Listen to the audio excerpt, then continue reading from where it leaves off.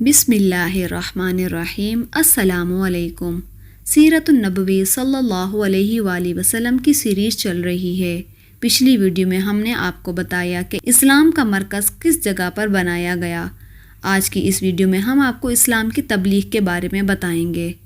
حضور صلی اللہ علیہ وآلہ وسلم کے پاس حضرت جبرائیل امین نازل ہوئے۔ انہوں نے آپ کو اللہ کی جانب سے اللہ تعالیٰ کے پیغام کو ہر طرف پھیلانے کا حکم سنایا۔ آپ صلی اللہ علیہ وآلہ وسلم نے دوبارہ لوگوں کو جمع فرمایا۔ ان کے سامنے یہ خطبہ ارشاد فرمایا: اللہ کی قسم جس کے سوا کوئی معبود نہیں، میں خاص طور پر تمہاری طرف اور عام طور پر سارے انسانوں کی طرف اللہ کا رسول بنا کر بھیجا گیا ہوں۔ اللہ کی قسم تم جس طرح جاگتے ہو اسی طرح ایک دن حساب کتاب کے لیے دوبارہ جاگے جاؤ گے۔ پھر تم جو کچھ بھی کر رہے ہو اس کا حساب کتاب تم سے لیا جائے گا۔ اچھائیوں اور نیک اعمال کے بدلے میں تمہیں اچھا بدلہ ملے گا اور برائی کا بدلہ برا ملے گا۔ وہاں بلا شبہ ہمیشہ ہمیشہ کے لیے جنت ہے یا ہمیشہ ہمیشہ کے لیے جہنم ہے۔ اللہ کی قسم اے بنی عبد المطلب، میرے علم میں ایسا کوئی نوجوان نہیں جو اپنی قوم کے لیے اس سے بہتر اور اعلیٰ کوئی چیز لے کر آیا ہو۔ میں تمہارے واسطے دنیا اور آخرت کی بھلائی لے کر آیا ہوں۔ ناظرین گرامی، آپ صلی اللہ علیہ وآلہ وسلم کے اس خطبے کو سن کر ابو لہب سخت ترین انداز میں کہنے لگا: اے بنی عبد المطلب، اللہ کی قسم یہ ایک فتنہ ہے۔ اس سے پہلے کہ کوئی دوسرا اس پر ہاتھ ڈالے بہتر یہ ہے کہ تم ہی اس پر قابو پالو۔ یہ معاملہ ایسا ہے کہ اگر تم اس کی بات سن کر مسلمان ہو جاتے ہو تو یہ تمہارے لیے ذلت اور رسوائی کی بات ہوگی۔ اگر تم اسے دوسرے دشمنوں سے بچانے کی کوشش کرو گے تو تم خود قتل ہو جاؤ گے۔ اس کے جواب میں اس کی بہن یعنی کہ نبی پاک صلی اللہ علیہ وآلہ وسلم کی پھوپھی حضرت صفیہ نے کہا: بھائی کیا آپ اپنے بھتیجے کو اس طرح رسوا کریں گے؟ یہ آپ کے لیے مناسب ہے؟ اور پھر اللہ کی قسم بڑے بڑے عالم یہ خبر دیتے آ رہے ہیں کہ عبد المطلب کے خاندان میں سے ایک نبی ظاہر ہونے والا ہے، لہٰذا میں تو کہتی ہوں کہ یہی وہ نبی ہیں۔ ابو لہب کو یہ سن کر غصہ آیا اور وہ بولا: اللہ کی قسم یہ بالکل بکواس ہے اور گھر میں بیٹھنے والی عورتوں کی باتیں ہیں۔ جب قریش کے خاندان ہم پر چڑھائی کرنے کے لیے آئیں گے اور سارا عرب ان کا ساتھ دے گا تو ان کے مقابلے میں ہماری کیا چلے گی؟ خدا کی قسم ہم ان کے لیے ایک ترنوالے کی حیثیت ہوں گے۔ اس پر ابو طالب بول اٹھے: اللہ کی قسم جب تک ہماری جان میں جان ہے ہم ان کی حفاظت کریں گے۔ اب نبی پاک صلی اللہ علیہ وآلہ وسلم صفا پہاڑی پر چڑھ گئے اور تمام قریش کو اسلام کی دعوت دی۔ ان سب سے فرمایا: اے قریش، اگر میں تم سے یہ کہوں کہ اس پہاڑی کے پیچھے سے ایک لشکر آ رہا ہے اور وہ تم پر حملہ کرنا چاہتا ہے، کیا تم مجھے جھوٹا خیال کرو گے؟ سب نے ایک زبان ہو کر کہا: نہیں، اس لیے کہ ہم نے آپ کو آج تک جھوٹ بولتے ہوئے نہیں سنا۔ اب آپ نے فرمایا: اے گروہ قریش، اپنی جانوں کو جہنم کی آگ سے بچاؤ، اس لیے کہ میں اللہ تعالیٰ کے ہاں تمہارے لیے کچھ نہیں کر سکوں گا۔ میں تمہیں اس زبردست عذاب سے صاف صاف ڈرا رہا ہوں جو تمہارے سامنے ہے۔ میں تم لوگوں کو 2 کلمے کہنے کی دعوت دیتا ہوں جو زبان سے کہنے میں بہت ہلکے ہیں لیکن ترازو میں بے حد وزنی ہیں۔ ایک اس بات کی گواہی کہ اللہ کے سوا کوئی عبادت کے لائق نہیں، دوسرا یہ کہ میں اللہ کا رسول ہوں، اور اب تم میں سے کون ہے جو میری اس بات کو قبول کرتا ہے؟ آپ کے خاموش ہونے پر ان میں سے کوئی نہیں بولا تو آپ نے اس بات کو پھر دہرایا۔ پھر آپ صلی اللہ علیہ وآلہ وسلم نے تیسری بار بھی اپنی بات کو دہرایا، مگر اس بار بھی سب خاموش کھڑے رہے۔ اتنا ہوا کہ سب نے آپ کی بات خاموشی سے سن لی اور واپس چلے گئے۔ ایک دن قریش کے لوگ مسجد حرام میں جمع تھے، بتوں کو سجدہ کر رہے تھے۔ آپ نے یہ منظر دیکھا تو فرمایا: اے قریش کے گروہ، اللہ کی قسم تم اپنے باپ ابراہیم کے راستے سے ہٹ چکے ہو۔ آپ کی بات کے جواب میں قریش بولے: ہم اللہ تعالیٰ کی محبت میں بتوں کی پوجا کرتے ہیں تاکہ اس طرح ہم اللہ تعالیٰ کے قریب ہو سکیں۔ افسوس ہے کہ آج کل ان گنت لوگ بھی قبروں کو سجدہ بالکل اسی خیال سے کرتے ہیں اور خود کو مسلمان کہتے ہیں۔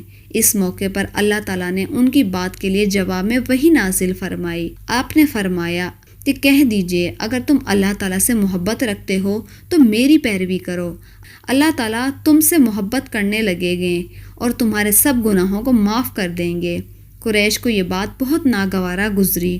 انہوں نے ابو طالب سے شکایت کی، ابو طالب، تمہارے بھتیجے نے ہمارے معبودوں کو برا کہا ہے، ہمارے دین میں عیب نکالے ہیں، ہمیں بے عقل ٹھہرایا ہے، اس نے ہمارے باپ داداؤں کو گمراہ کہا ہے، اس لیے یا تو ہماری طرف سے آپ اس سے نپٹیں اور یا ہمارے اور ان کے درمیان سے ہٹ جائیں، کیونکہ خود آپ بھی اسی دین پر چلتے ہیں جو ہمارا ہے اور اس کے دین کے آپ بھی خلاف ہیں۔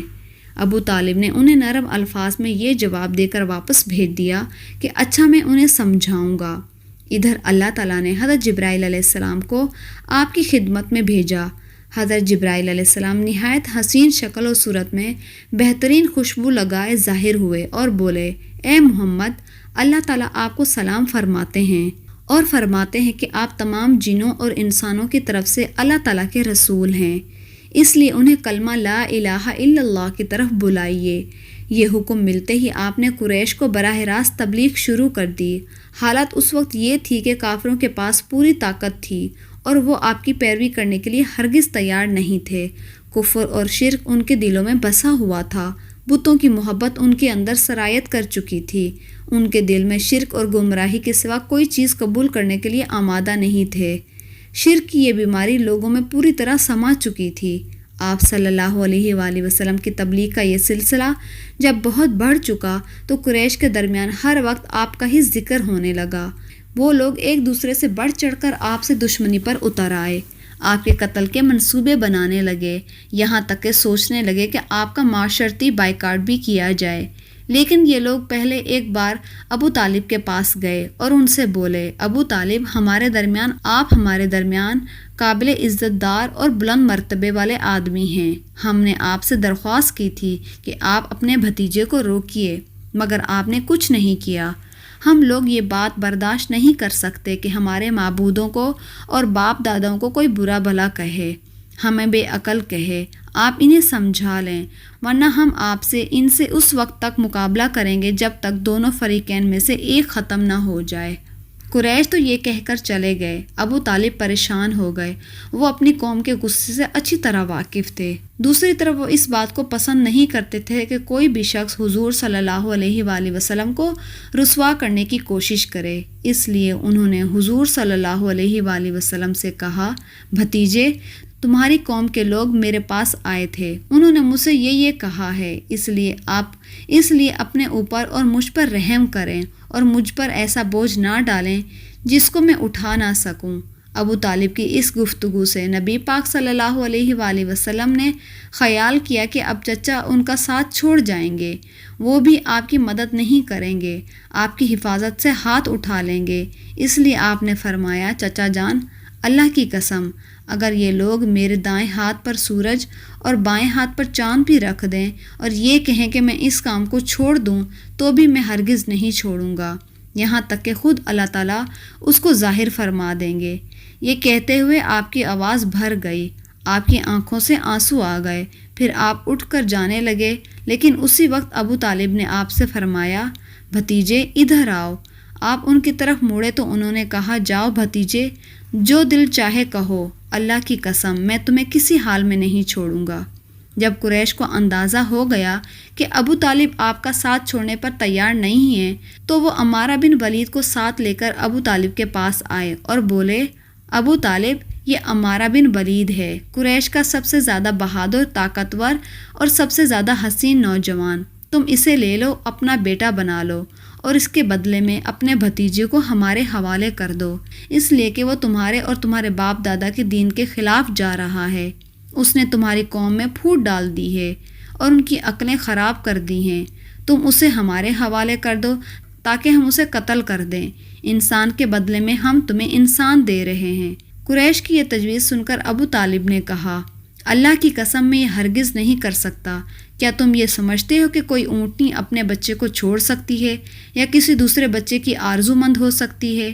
ان کا جواب سن کر مطعم بن عدی نے کہا، ابو طالب، تمہاری قوم نے تمہارے ساتھ انصاف کا معاملہ کیا، جو بات تمہیں ناپسند ہے اس سے چھٹکارے کے لیے کوشش کی ہے، اب میں نہیں سمجھتا کہ اس کے بعد تم ان کی کوئی اور پیشکش قبول کرو گے۔